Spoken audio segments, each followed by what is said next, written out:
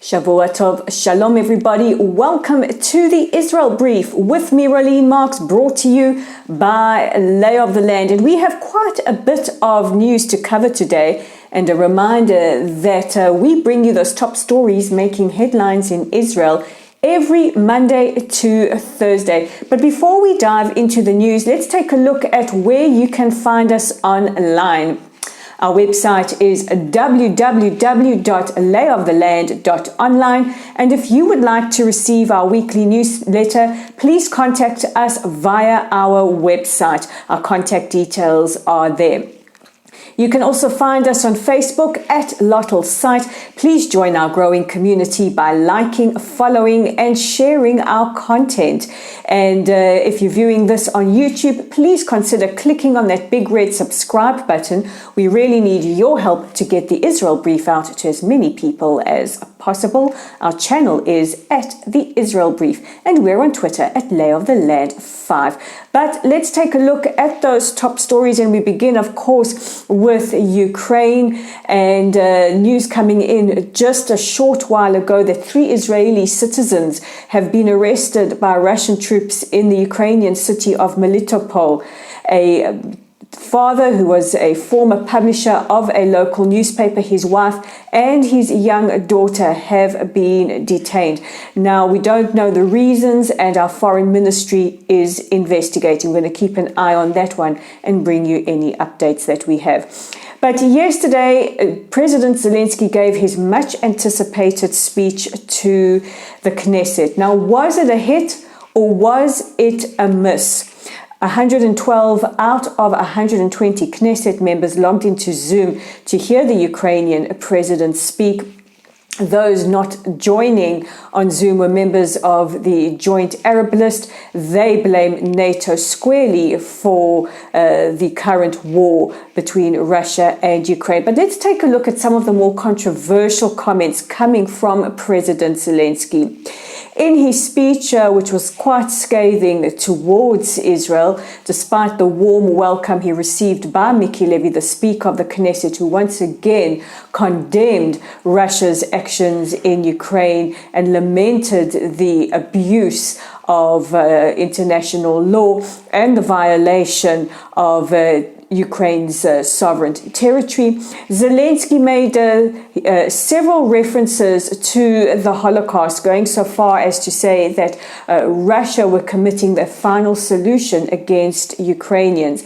While he did open his speech by referencing Golda Meir and also saying that the Russians are striking targets very close to the holy cities of Uman and the what we see as almost a holy site of Babinyan, the largest mass grave of about 30,000 Jews who were mercilessly slaughtered during the Holocaust just outside Kyiv in Ukraine. He also spoke about the fact that Israel has a choice and that we should be sending military aid. He referenced the Iron Dome system, saying Israel knows how to take care of herself and defend herself, but we have a choice and we should be providing military aid to Ukraine. And the general consensus afterwards was that while we understand that President Zelensky is defending his people, he's probably exhausted, he's probably desperate, the comments about the Holocaust really hit a sour note. They veered to the point of Holocaust revisionism, and it's left most Israelis with very mixed feelings. Now, earlier today, seeing off the delegation from Sheba Medical Center who will man our field hospital, which will be operational from tomorrow on the Ukrainian side of the border, nicknamed Kochav Meir, or named for Golda Meir. Both Yair Lapid, our foreign minister, and Naftali Bennett, our Prime Minister, addressed the delegation saying that, Israel has not been standing by in silence. We have not been idle. We will continue with mediation efforts and we will continue to contribute as much as we can. Taking in refugees is very complicated, and Israeli Population authorities reported over the weekend that Israel has taken in over 13,500 refugees, only 5,000 of which are eligible for citizenship under the law of return. So the majority is not actually Jewish, which is, I think, one of the highest intakes of refugees from a non-bordering country.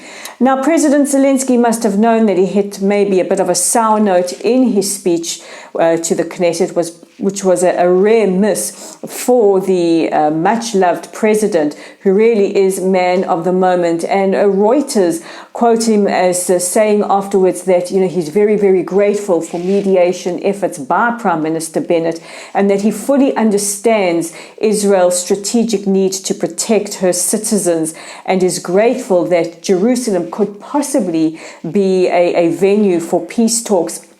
Unfortunately, he said this after the event, and of course what is making the headlines around the world is accusations of Israeli indifference to Ukraine, which couldn't be further from the truth. Straight after the address to the Knesset, our Foreign Minister Yair Lapid, who really has been the more vociferous of the two between him and Prime Minister Bennett, tweeted out that Israel will continue to support Ukraine in whatever needs that it has. But it's a very, very delicate scenario for the state of Israel. For those who haven't been following Israel's mediation efforts, according to the United Kingdom's Financial Times, we are the lead mediator, but only because we have open ties between both countries. Israel is in a very delicate position militarily and strategically. We literally have Russian troops on our border and have to coordinate and cooperate with them every time we want to strike Iranian targets in Syria. Russia controls the Syrian airspace, and as Iran gets more and more opportunistic to launch attacks on Israeli sovereign territory, so Israel has to cooperate with the Russian military that is firmly encamped in Syria.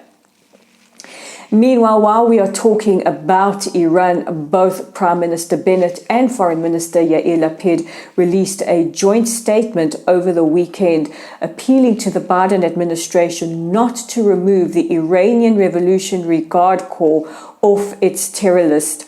The concern is that the United States is becoming more and more desperate to reach a nuclear deal and try and prevent, at least in their eyes, Iran from becoming nuclear, but might pay a heavy price by having to cave into demands from the Iranians to remove the IGRC from their terror list.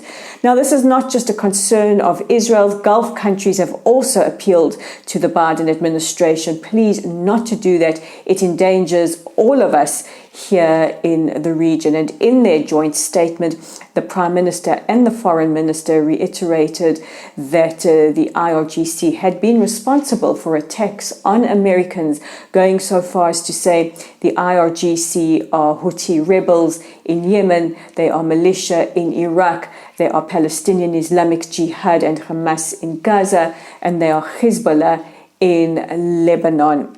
And at the moment, the talks on the nuclear deal have been suspended because of the situation between Russia and Ukraine.